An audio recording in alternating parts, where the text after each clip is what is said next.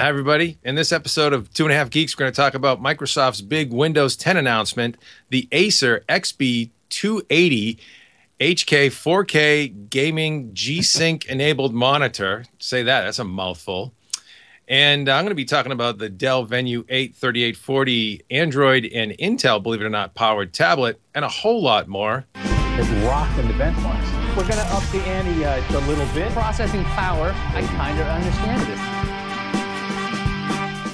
Hey everybody, welcome back to Two and a Half Geeks. We're doing it today with just two geeks, as you can see. If you can believe that, we've got some good tech to cover. And I'm Dave Altavilla, and with me is the incomparable, might I say, incomparable Marco Chiappetta. There he is.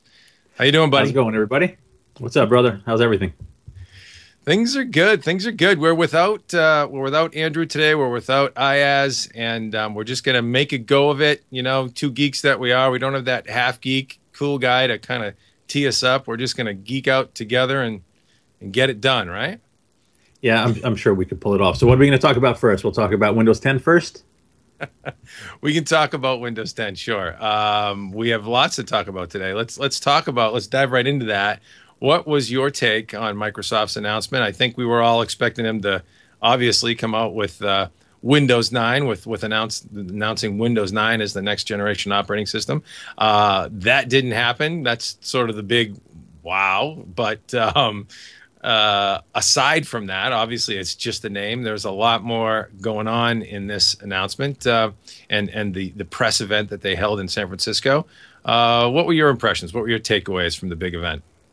So my initial takeaway, hearing all of the new features and everything that Windows 10 is going to offer is that Microsoft seems to finally be listening to their customers about what Windows should be. I was one of the very few people, I think, in our industry that actually liked Windows 8. I was of the opinion that Windows 8 was leaner, faster, cleaner than Windows 7, and I was willing to deal with the really odd interface choices Microsoft made.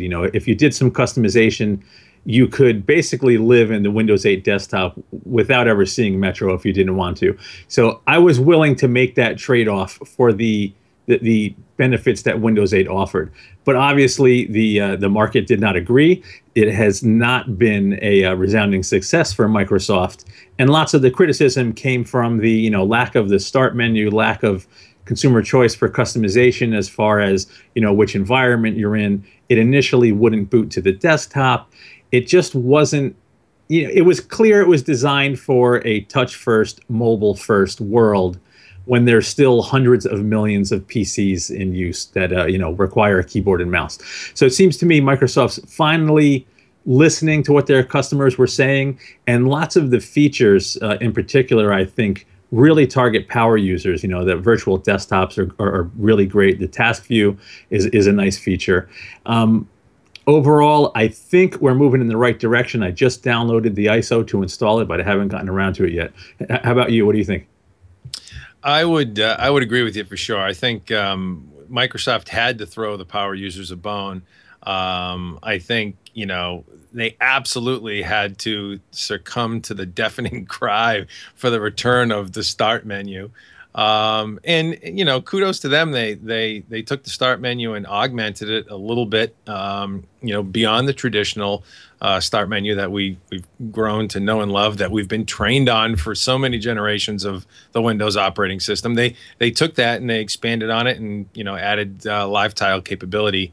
In the tray off of it, customizable live tiles to the start menu. So sort of the best of both worlds added in there. That was a good move. But I think you're right. I think, they listened, they took criticism to heart, and then fortunately, really thought about ways they could, not only get on parity, frankly, with other operating systems like Task View, for example, is something that other operating systems have had. Virtual desktops is something that is not new, but it's something that wasn't previously available in Windows and now is on the roadmap. So it's great to see that. And so catering to the power user, probably the most vocal and critical at the time of Windows 8. I think they're on the right track. I think what's really going to be interesting is their strategy around unifying the App Store and unifying the platform so that you have one OS. At least that's the goal for all devices and usage models, from smartphones to tablets to notebooks. I think it's going to be very interesting to see how they pull that off, because as you noted, on the desktop, you just want to get rid of the Metro UI, hide it because you got a keyboard and mouse. You want to work in traditional desktop mode. Maybe you have a few features of, the modern UI, if you will, but mostly desktop. And then on these other devices, you need to almost completely hide the desktop interface because it's just not touch centric and touch points are too small. And yeah, I'm going to be interesting to see if they can make that a reality down the road. What do you think? Think they got a shot? They have a shot, and now I think Microsoft needs to. This is another potential mistake they're going to make. They need to clarify the messaging on this one version of Windows message. Yeah. Now, if they really want one version of Windows, that means x86 across the board, because the millions of legacy apps that we all run on our desktops are not going to run on an ARM processor. So this one store, one version of Windows has the caveat that it's if you're getting apps from the Windows Store. Should they pull this off? This is really ambitious. Make no mistake, anybody watching this, just because Microsoft says they're going to do this doesn't mean they can pull this off adequately. This is a monumental effort they're going to have to go through. Now, their ultimate goal is Windows Phone, whether or not it's still called Windows RT, but the ARM-based tablets running Windows and x86-based mobile devices and PCs running Windows are all going to be able to access one store. And if you download an app from that Windows store, it's going to work on all of the devices. That is not easy, not an easy thing to happen. So right. My gut says they're going to be able to pull it off. I have, as you know, have since switched to Windows Phone after diving into the Lumia 1520, and I dig it. What's missing, and just to back up for one more step, on tablets and desktops, no problem getting all the apps to run. Intel is going to be able to make lower power processors to supplant ARM in the tablet space, no problem. It's the phone space that kind of throws a wrench in the works. But I think they're going to be able to do it. Lots of the framework is the same. You have screens now with full HD resolutions. It's going to take getting developers on board, and that's unfortunately where Microsoft's had a problem, in the past with Windows 8, 8.1 up to this point. There are people developing apps for the Windows Store. There's just not nearly enough at this point. And now everybody that's already been in the Windows Store and Windows Phone has to all of a sudden change models. So Microsoft's going to have to do a lot of persuading. Yeah, and I think it's funny you touch on developer support. Obviously, that's paramount to their success here. But I think that's part of the reason why Windows 8 and the App Store, the Microsoft Store as it exists today, has not succeeded nearly as well as Microsoft would have liked. That's why there's so few apps on the stores, because developers have to develop for all three different platforms. Essentially, you've got Windows RT, you've got Windows Phone, and you've got traditional Windows. And yes, full up Windows will run. It will run an RT app. Not vice versa. An RT tablet won't run a full Windows, all of your Windows apps that normally on the x86 desktop. And then Windows Phone is out there on an island. And so it was just like too much fragmentation, where the average developer, obviously, with limited resources, wants to get the biggest install base, the biggest bang for their buck when they develop an app. So yeah, you're Johnny come lately to mobile, number one. Number two, oh, by the way, you're developing a couple different versions for us to boot. So it's a lot more legwork. And hopefully with this effort, at the very least, they can unify that much more so for the developer, so that they're at least on parity with Apple and at least on parity with Google in that regard. You think that's possible? Possible, possible, yes. Likely, big long shot. I mean, if there's a company that can pull it off, it's Microsoft. They have basically unlimited resources. They have tons of talent. You know, people hate on Microsoft, but that is a fantastic company. It is loaded with talent, and you know they have a ton of money to throw at something. And now the one other wrinkle that we haven't mentioned is also the Xbox One. Yeah, there's so much opportunity for Microsoft to basically, you know, own your digital world. You know, you could, if they can get people on board with Windows Phone, they already have. The Xbox One may not be doing quite so well against the PS4 as they would want, but they are selling hundreds of thousands to millions of Xbox Ones. You know, if they can get people on board with Windows Phone, get some tighter Xbox One integration, and especially with Kinect. I know that's another unpopular thing, but with the camera and the mic capabilities and Skype and the interactivity with multimedia, it's really cool. Plus, you have all these really nice mobile devices coming for the holidays.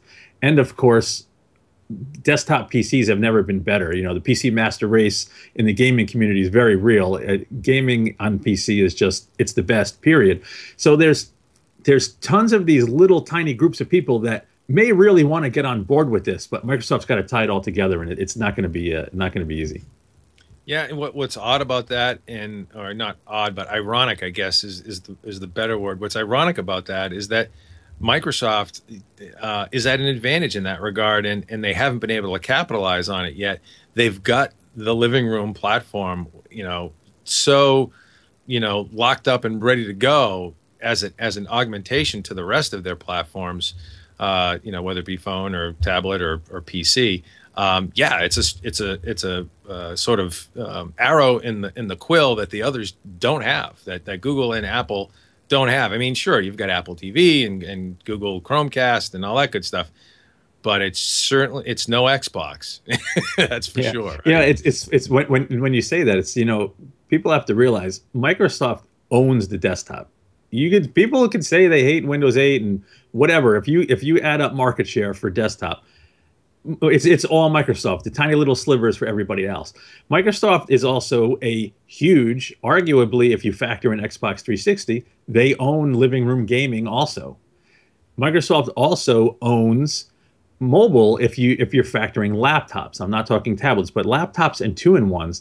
It's all Microsoft. So it's phones that they really have to get some more people on board and then just tie it all together. So I want them to pull it off. As a geek who loves his desktop PC and has been using Windows since version 1, I want them to pull this off because I think it opens up lots of cool possibilities as a user.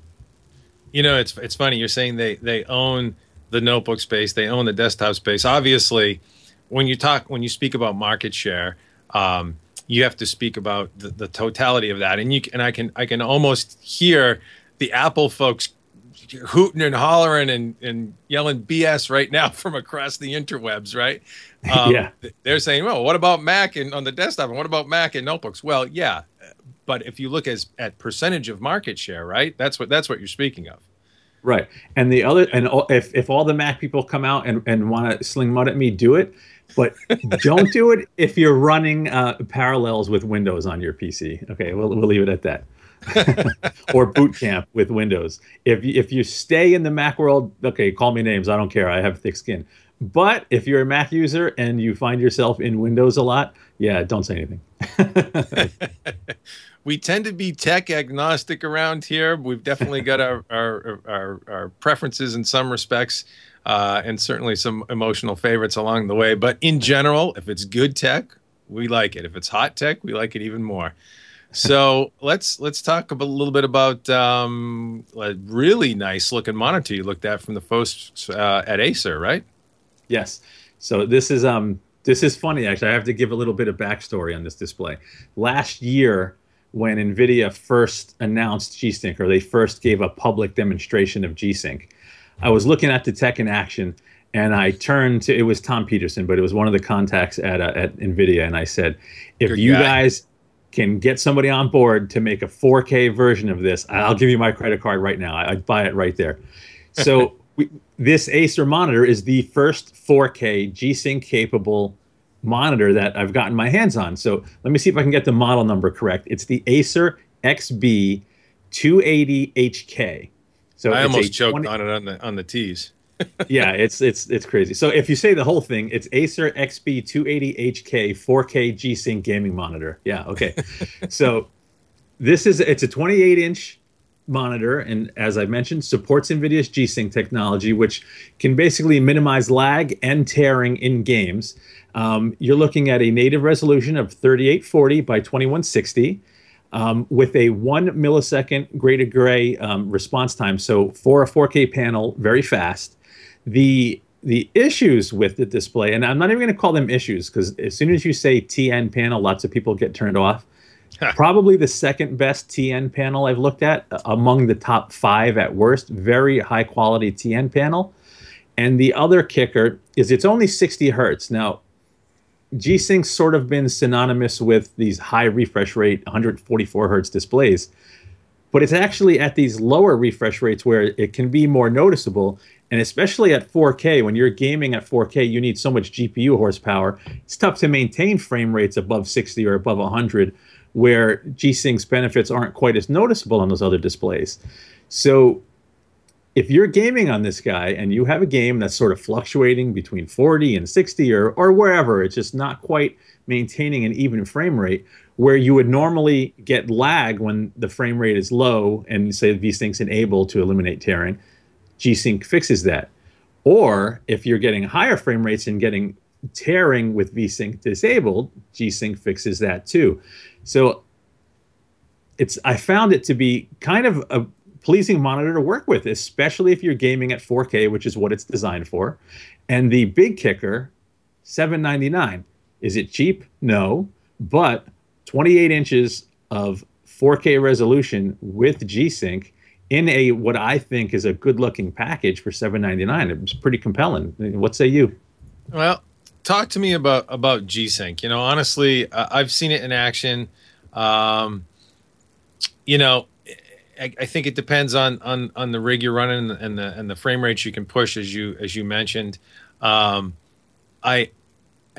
it that much of a showstopper? Is it that good that the average end user has to have it, or are we talking just, you know, power users and super gamers that want every pixel looking perfect and, you know, they're going to pick over that? Tough to say. I'm gonna ask you if you remember from way back in the day when we met with 3D Effects to see, I think it was the Voodoo 3 in New York. It was the Voodoo 3 in New York. And we first saw 4X anti-aliasing in action on Falcon. And remember what we saw, the stair-stepping in the mountains when they showed us that demo? Yep. And after you saw the stair-stepping go away, you had to game with AA from that point forward, right? Yeah, I mean, yeah, I think that's... So yeah, G-Sync is like that if your game and the games you like are hovering in that, you know, weird frame rate space where you can eliminate the tearing. Then yeah, once you see the tearing gone and you see how smooth everything looks, you'll want G-Sync. It's that cool. We should mention there is a standard supposedly coming next year. AMD is pushing with DisplayPort called FreeSync, which takes advantage of tech already built into the DisplayPort specification to do dynamic refresh rates. It's not a product yet, so we'll see what happens later. So for now, G-Sync is where it's at in regard to this. And yeah, if you're a hardcore gamer, I could see you wanting G-Sync. Could I see you wanting this particular G-Sync display? Depends what you like. If you want pixels and you like pixel density and you want those, you know, that beautiful, super sharp display in front of you, yeah, you'll probably really dig this display. If you prefer really high refresh rates, and I'm kind of on the fence, when you use a PC, even if you're not gaming with 144 hertz refresh rate, just mouse movements are so smooth. Even moving windows is smooth. It just feels smooth. So that's a plus, and it's something you have to experience. Where you choose, it's a tough call.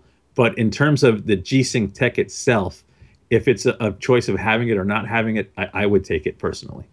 So you've got an $800 monitor with technology that is designed to it's a little bit of a conundrum for me. I think if you add this all up, you've got an $800 monitor, which speaks to mid range. It's not super high end. You can buy a more expensive monitor, right? Certainly in the 4K space, right? You've got 4K resolution available to you to game at. You for a serious DX11 game engine, you're going to need what? $800 minimum worth of graphics card horsepower to game at 4K. I mean, if you had a pair of 970s at what is that, $680 or $660, that would definitely push it. Sure. Okay. All right. So cool. And it depends, and that's with cutting edge games. If you go with a slightly lower detail, or if you like games that are a couple of years old, it can definitely game at 4K, even with not quite that kind of graphics horsepower. But if you don't want to compromise with every game that comes out, yeah, you need a ton of graphics horsepower, at least $650 to $800 worth of GPUs in there. Yeah. No, I would think that this is a product for the serious gamer who cares about the pixels. And I would tend to agree. Once you've been spoiled by the glitchless, stutter-free, tear-free gaming that G-Sync technology and in the future FreeSync technology can bring, it's kind of hard to go back. It's like stepping over to HD and then looking at standard def. Exactly. All right, man. So I took a look at a little tablet from Dell actually just the other day, and did a little video review to help our editor Ray Willington out with his coverage of the Dell Venue 8 for 2014, model number 3840 is what it goes by.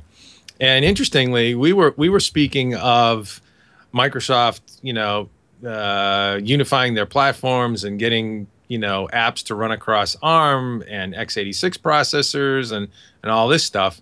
What's interesting about the Dell Venue 8, and you and I can kick this around a little bit, let me know what you think.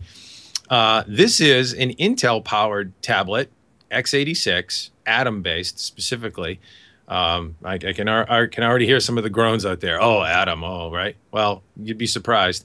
Atom-based Intel tablet running Android. It's actually running a full Android 4.4 KitKat OS setup, lightly skinned, thankfully, and almost devoid of bloatware by Dell. Actually, it is completely, pretty much stripped down. Only a very few things for like maintenance and tools and whatnot. But the Venue 8 3840, powered by Intel's Atom processor, and running Android KitKat. And what's interesting to me, and we did this straight up review on this product, we're also going to have Joel Ruska from our team take a look at this product's performance along with the Acer Iconia Tab 8, which is another Intel Atom on Android tablet. We're going to look at those two tablets, their performance versus the Android tablet offerings that are out there that are powered by ARM, and sort of take a look at the state of Atom, or Intel really, x86 on Android. And it's interesting to me that Intel has done it. They have got performance levels on their Atom-based processor on Android, running Android now, right in there in the mix with any tablet at pretty much any price point. I mean, we're seeing a lot of Intel tablets, Android specifically Intel tablets, at sort of either the mid-range or the low end, very budget-conscious machines, which is what this Venue 8 is. It's a $179 tablet to be exact. 1920 by 1200 display, so nice high-resolution IPS display. It's got 802.11 AC Wi-Fi, Bluetooth 4. It's got micro SD for expansion, only 16 gig on board for storage, 1 gig of RAM, a little bit Spartan there as well, 5 megapixel camera. But all of that, for $179, and it's running a full Android KitKat version. And yeah, it's right in the mix there performance-wise versus the Google Nexus 7s, all these different ARM-based slates that are, powered, running Android and powered by ARM. And I was impressed to see what Intel could finally do there. It's been a long time coming that they've been working on that. Yeah, I think Intel's obvious strength is their single thread performance. This was, if I'm remembering correctly, this was Merrifield dual core in that tablet, right? Yeah, this is Merrifield dual core, so it's got Intel's dual core Atom and PowerVR's G6400 core for graphics. Yeah, so you're looking at it's not the perfect tablet product, which is obviously why it's an $179 tablet. But yeah, Intel's obvious strengths are that single thread performance, which affects the user experience, that quick, snappy smoothness when you're in an app or navigating the OS. Single thread performance is a big deal. Plus that particular PowerVR graphics core, fairly strong, especially in that space. And Dell, I think, has done a pretty nice job with their industrial design too. And you add it all up for that kind of money, I think you're right. I think they have in that market segment, fairly strong product. Yeah, I like the Dell product. It's impressive to me what Intel is able to do with x86 running Android now. What's going to be more interesting to me is the follow-on to what we've seen. This is Merrifield. So sort of backing up here, the previous generation was this product called Bay Trail. It's quad-core Atom, up to quad-core Atom, in some cases with Intel integrated HD graphics. Okay, then you've got, and that's actually what the Acer Iconia Tab 8 that we're going to be looking at, again, running Android, but with Intel HD graphics and a quad-core variant. You'll notice there that CPU and multi-thread performance at the CPU level with the Acer tablet is a little bit better than the Dell tablet because it's dual-core Atom versus quad-core. But the Dell tablet with its PowerVR core is, again, a little bit behind on CPU, but a little bit faster in graphics than the Intel HD graphics that's in the Bay Trail chip that's in the Acer Iconia tab. So what's going to be interesting to me is the follow-on to the quad-core variant with PowerVR on board, which is Moorfield, right? I believe that's the next generation that we're going to see shortly. We're seeing Merrifield dual cores with PowerVR on board now. You're going to see Moorfield with quad-core Atom, that quad-core Atom chip that's currently in Bay Trail, but enabled with PowerVR for graphics to sort of probably have the best of both worlds, a little bit stronger graphics and a little bit better CPU throughput. What do you think? I mean, what's interesting to me is that, maybe Intel's got to work a little bit more on those HD graphics because they're going to third-party solutions right now to get graphics performance in Bay Trail. Or, excuse me, in Atom, not just Bay Trail. Yeah, I don't think that's a huge deal. I mean, I'm sure Intel would rather have it 100% their solution, but I don't think that's a huge deal. I think Intel's end game is just to make sure that their processors are in as many devices as possible. And this is a obvious next step, good progression. They still have an uphill battle. Just the ARM-based processors are just so ubiquitous in the space, and they just simply dominate the low end and the high end right now. So Intel has to do some work, but Intel can do that work, and Intel could basically sell the chips for whatever they want for now while they're so dominant. They might take some losses. I'm actually pretty sure their mobile division has taken a pounding financially in the last couple of years. But if it turns out that they can get their chips into a huge breadth of devices, it's probably worth that risk right now. Yeah, I think you hit the nail on the head there. They have definitely spent. They have definitely invested in tablets, specifically in the mobile space, that has eaten at their bottom line in many ways. We won't get into the nitty-gritties on that. There's some industry dirt, certainly, and if you look at the financials in the 10Ks, you can see that sort of almost financing their way in on some levels. But specifically, that's a good bet. That's a good investment. They're getting traction now for better, stronger products that they're coming out with in the future. Certainly 14 nanometer Broadwell is going to start addressing the high end of the 2-in-1 and tablet range, the premium 10-inch plus tablet experience and 2-in-1 experience. You're going to start seeing 14 nanometer Broadwell, and that thing's no joke. That's got some serious horsepower, 2x the graphics horsepower on that versus the current generation fastest Snapdragon on the market. So relatively speaking, pretty strong there. Now it's gonna be interesting to see what they continue to flesh out with Atom to address the low end of the tablet space as well. Yeah, I mean, it's just to jump back to our Windows discussion for a second. Intel's probably a generation or two away from being able to put a quad-core x86 processor in a phone. Well, they can already put it in a phone form factor now, but battery life might not be quite what you want. We're probably a generation or two away from having a phone form factor that technically is a full PC that could run Windows.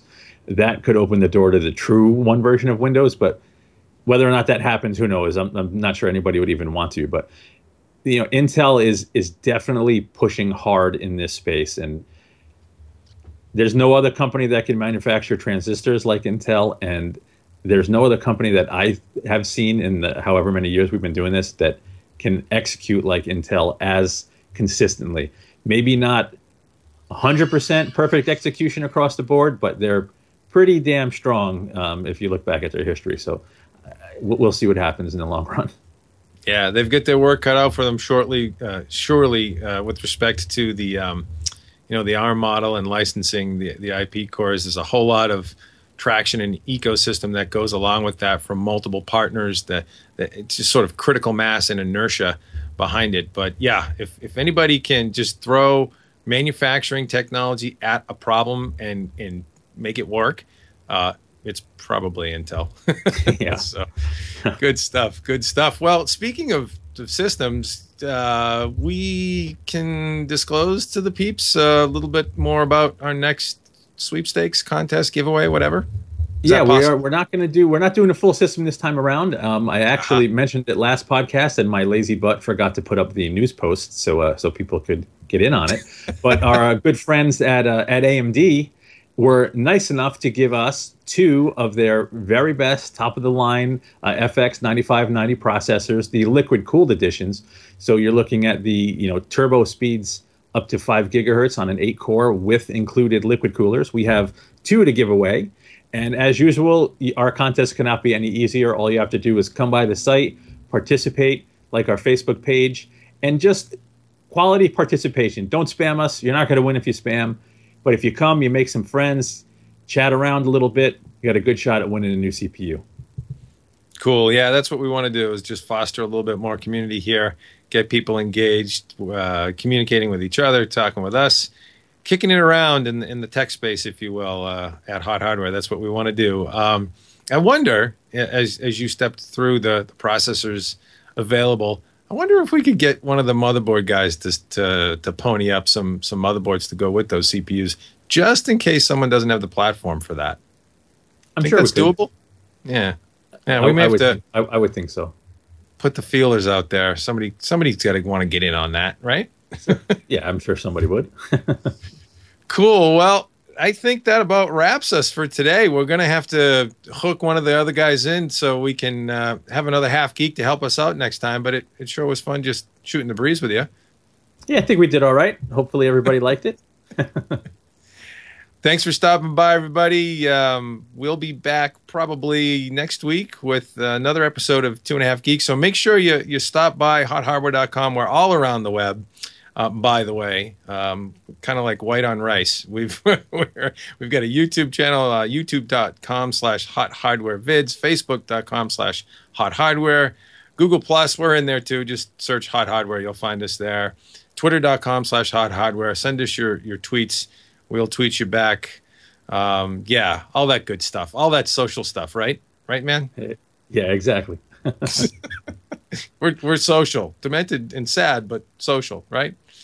Hey. Yeah, we're social for a little while until people get sick of us, and then it's just you and I chatting in a corner. Thanks for stopping by. We'll leave it at that.